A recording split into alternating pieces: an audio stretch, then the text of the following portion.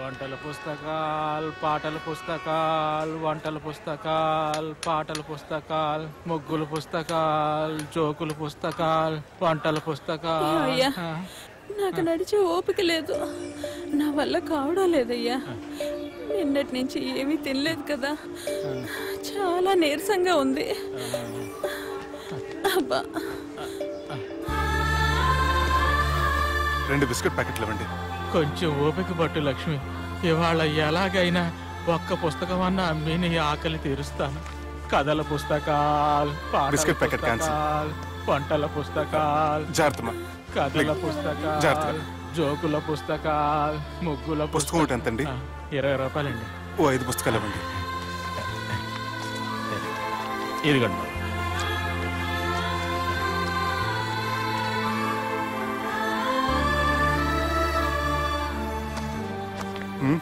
నువ్వు చదవ్వా?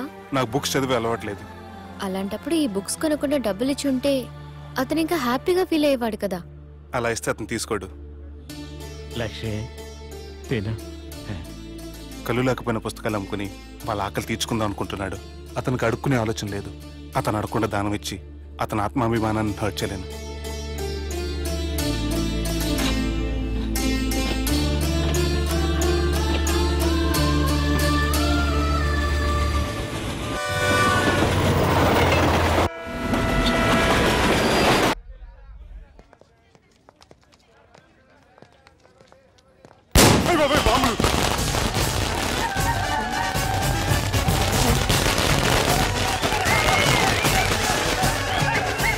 ఏంటిదంతా?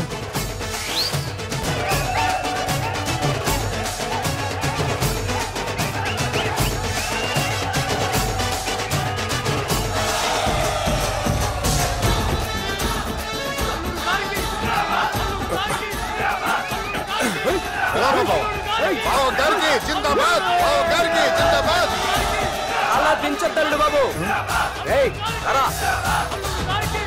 అది లెక్క.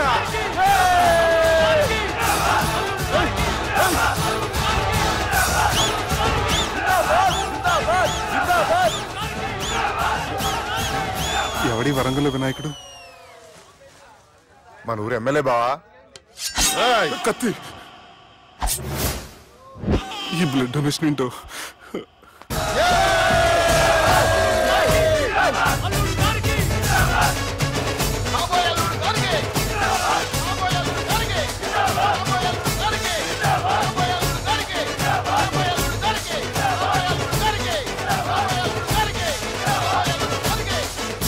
ఏడవా, చెప్పినా కదా అయిపోతుంది. పో. ఏం బిర్యానీ తిని కూర్చున్నట్టు కూర్చున్నావు? పో అన్న, నేను ఆ ల్యాండ్ మీద ఆధారపడి మనసులో పెట్టుకోవే అన్నా. ఈ ఇల్లేంటి రామ్ గోపాల్ వర్మ రాత్రి సినిమా లొకేషన్ లా ఉంది.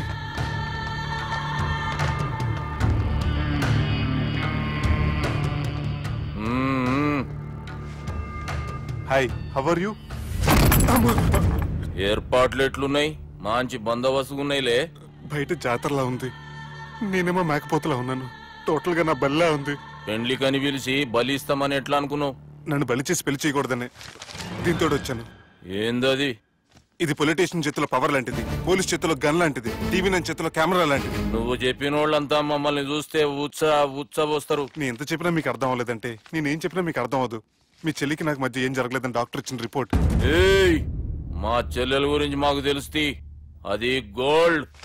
గోల్డ్ అయితే నగలు చేయించుకోండి, లేకపోతే మన పొరంలో తాకట్టు పెట్టుకోండి. నన్ను మాత్రం టార్చర్ పెట్టకండి. Good bye. ఏం ఒప్పుకుంటూ బయలుదేరుతున్నావు? ఇదేం పబ్లిక్ ఆడని అనుకున్నావు? అని ఇష్టం వచ్చినప్పుడు రానికి పోనీకి బాపుతో మాట్లాడే పోవాలి. ఏం జరగలేదని చెప్పాను కదండి. మేము కూడా చెప్పినాం, మీ ఇద్దరికి పెండ్లైతుందని ఊరంతా.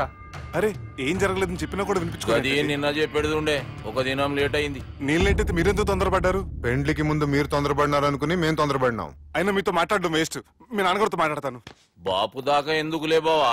బావా అనకండి, బండపూతులు తింటే బ్రష్ చేసుకున్నట్టుంది. ఆయనంత దూరం వచ్చినండి. మీ నాన్నగారి దగ్గరికి వెళ్ళానా? అచ్చా, పోతావా? ఓ, మా బాపుని చూసినావు అనుకో, ముందు నీ మాట పడిపోతుంది, తర్వాత చెడ్డీ చల్లగా అయిపోతుంది, చక్కగా అయిపోతావు. ఓ, ఏంటి బెదిరిస్తున్నారా? ఆయన నీ భయంతో రాలేదు, ప్రూఫ్ తోటి వచ్చాను. సార్ మీకు దండం పెడతాను సార్, ప్లీజ్ సార్, మీకు దండం పెడతా. నేనే తప్పు చేయలేదు సార్, నన్ను వదిలేయండి సార్. సార్ నా మాట నమ్మండి సార్, ప్లీజ్ సార్.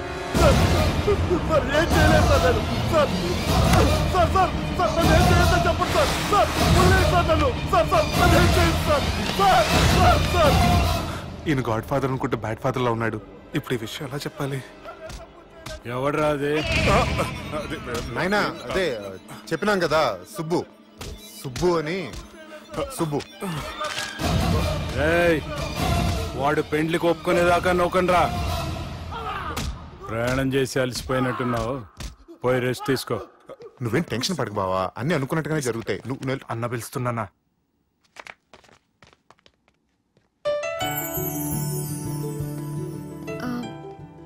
స్నానం చేసిరండి, భోంచేద్దాం. నేనేమన్నా దసరాకు వచ్చిన కొత్తలో అనుకుంటున్నారా?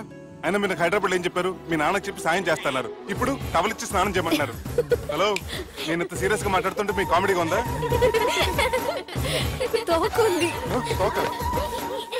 మీ ఇంట్లో పెద్దోళ్ళు వైలెన్స్ చేస్తే చిన్న న్యూసెన్స్ చేస్తున్నారు. ఇదిగోండి. రేపు ఉదయాన్నే నాన్నతో మాట్లాడతాను, డోంట్ వరీ.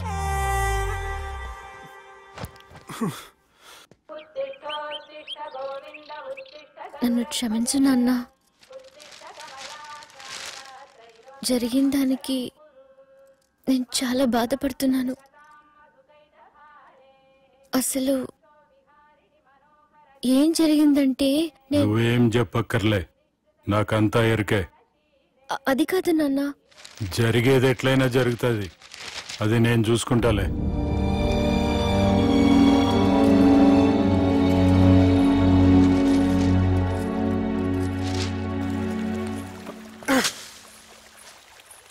మీ నాన్నగారితో మాట్లాడారా? మాట్లాడాను. జరిగిందంతా చెప్పారా? ఆ అవకాశం నాకు ఇవ్వలేదు. అవకాశం ఇవ్వలేదా? మరి ఎంతసేపు మాట్లాడుకున్నారు? చెప్పాలని ట్రై చేశాను, కానీ వినిపించుకోలేదు. ఫ్యామిలీ అవతల మాట వినకుండా బతికేస్తున్నారు. కుర్రోడు సన్నగా 6 ప్యాక్స్ తోటున్నాడు కదని వలేసి పెట్టుకోవడానికి నీ నీటిలో చేపను కాదు తిమింగ్లాన్ని అవసరమైతే నవ్వులేస్తాను. మీ పర్సనాలిటీకి ఇలాంటి మాటలు సూట్ అవ్వలే గానీ ఏం చేద్దామో చెప్పండి. మీరేం చేస్తారు? సెన్న నెత్తి మీద రెంటుకుంటే శవా కొట్టిన చివరి బంతిలో అయిపోయింది నా పరిస్థితి. మీ నాన్నతో మాట్లాడు కాదు, పోట్లాడైనా సరే తెలుసుకుంటాను. కానీ త్వరగా.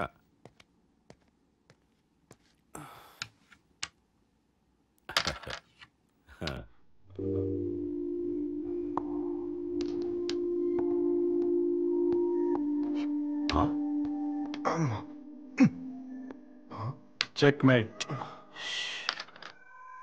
బావా, రాజకీయాల్లో నా ఎత్తులకి ఎదుటివాళ్ళు చిత్తైపోతుంటే ఇక్కడ మాత్రం ప్రతిసారి నీ ఎత్తులకి నేను చిత్తైపోతున్నాను. మామూలు అయిపోయింది నాకు.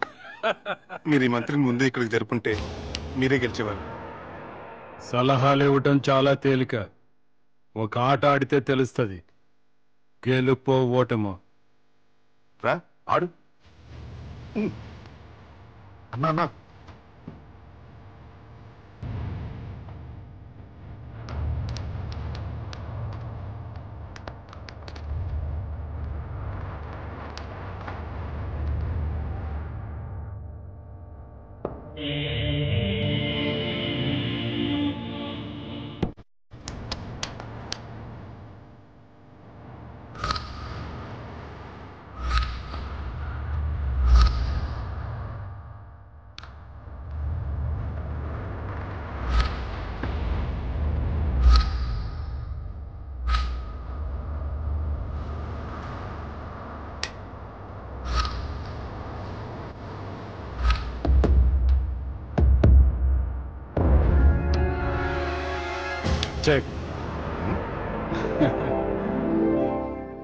గెలవడానికి ఆడ్డం వస్తే సరిపోదు, ప్రత్యర్థిని 10 ఎత్తులకు ముందే పసిగట్టి పడగొట్టే సత్తా ఉండాలా.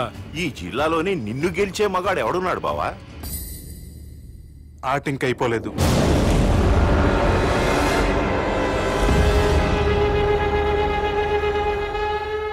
చెక్మేట్.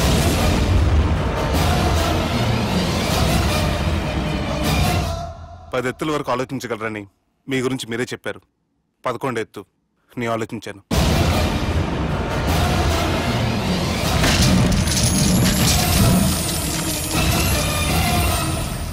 నన్ను గెలిచేటి మొగోడు లేడన్నావు కదా బావా, చూడు నా మాట తీరును బట్టి ఆట తీరు కనిపెట్టి గెలిచిండు.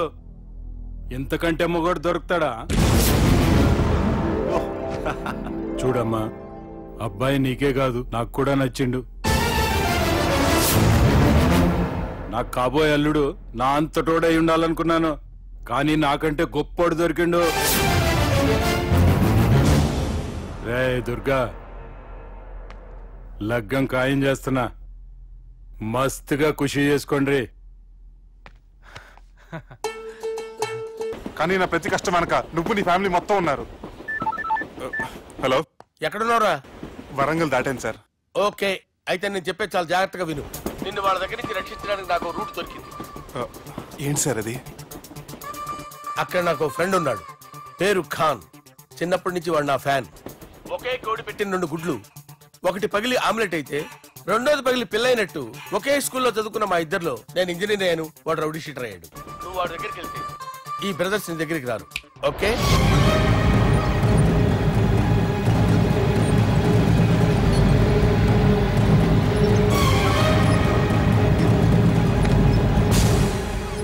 నువ్వు మా బాలారాజు గారి దోస్తు అయితే మాకు బి దోస్తు. గలీజ్ స్మెల్ వస్తుంటే గలేమిల్ అంటాడేంటి? అరే చెప్పు తమ్మి, ఏం తీసుకుంటావు? పెప్పు షీనా, తమ్ము షప్ప, కొకకి కోలానా? నాకే కోలా వద్దు, నా గోల వినని చాలు. ఇందాంలే తమ్మి, నీ పని ఖతమైనట్లే. ముందు మా బాలరాజు గాని కథలు చెప్పు. వాడేమైనా పెద్ద సూపర్ ఫిగర్, వాడి గురించి చెప్పడానికి. నీకొక్క సంగతి చెప్తా. ఆ పుట్టోడు నేను ఒకే కోడి పెట్టిన 2 గుడ్ల లాంటి వాళ్ళం. తెలుసు సార్, ఆయన కోడి పిల్ల అయితే మీరు ఆమ్లెట్. వాడు అదే చెప్పిన. మాది పండక్కి వాడికి హలీం పంపిస్తే వాడి పండక్కి మాకు హల్వా పంపిస్తా. రిలేషన్ తమ్మి. ఇంతకీ ఏ పని మీద దొలినా? అది మీరు ఒకరికి వార్నింగ్ ఇవ్వాలి సార్. అరే వార్నింగ్ ఏంటి తమ్మి, ఏకంగా సంపేస్తా. సంపేసి మా బాలరాజ్ గాని రుణం తీర్చుకుంటా. వద్దు సార్, వార్నింగ్ ఇస్తే చాలు. లేదు తమ్మి, మా బాలరాజ్ కోసం మర్డర్ చేసి మాకి ఫ్రెండ్షిప్ కి అంకితం ఇస్తా. మీ ఫ్రెండ్షిప్ కి హ్యాట్స్ ఆఫ్ గానీ వార్నింగ్ ఇస్తే చాలు సార్. సరే గట్లనే చేస్తా గాని ఎవ్వడు వాడ్? అది ఎవ్వడు వాడ్? జాగర్లమూడి జానకి రామయ్య. మళ్ళా బోల్. అదే సార్, వరంగల్ అందరూ జేజే అంటారు కదా. కాన్బాయ్, కాన్బాయ్, కాన్బాయ్. తమ్మి మీరేంటి బాయ్ నా కాళ్ళ దగ్గర? నిజం చెప్పు బాయ్, నన్ను సంపదికి ఎవరో ప్లాన్ చేసి నిన్ను పంపలేదు కదా? అదేంటి బాయ్? ఆయన పేరు వింటేనే భయంతో వణుకు పుడుతున్నది. జేజే అంటే ఎవరో తెలుసా?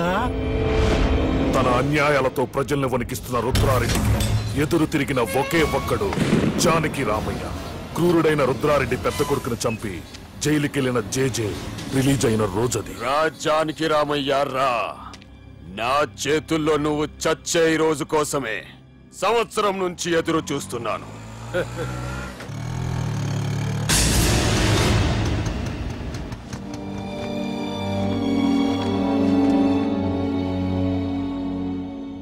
రేయ్, ఇన్నాళ్ళు నాకు భయపడి ఎక్కడ దాక్కున్నారా?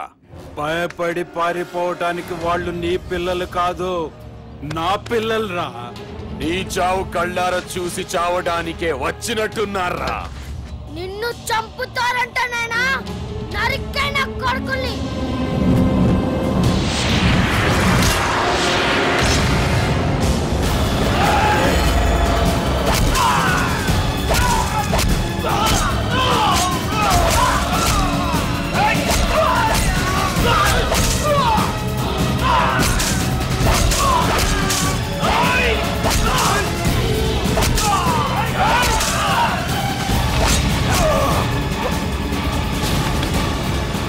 జానకి రామయ్య ప్రాణభిక్షతో ఊరొదిలిపోయిన రుద్రారెడ్డి కొడుకు ఏమైనాడో ఎక్కడున్నాడో ఇప్పటికీ తెలియదు. నువ్వు వీడికొచ్చిన సంగతి కూడా వాళ్ళకు చెప్పద్దు, తెలిస్తే నన్ను తప్పేస్తారు. తమ్మి చిన్న హెల్ప్, ఆ పుట్టి బాలరాజ్ గారికి నాకు ఫ్రెండ్షిప్ కట్టు. వాడు నాకు ఫోన్ చేస్తే వాడి చీక కట్టు.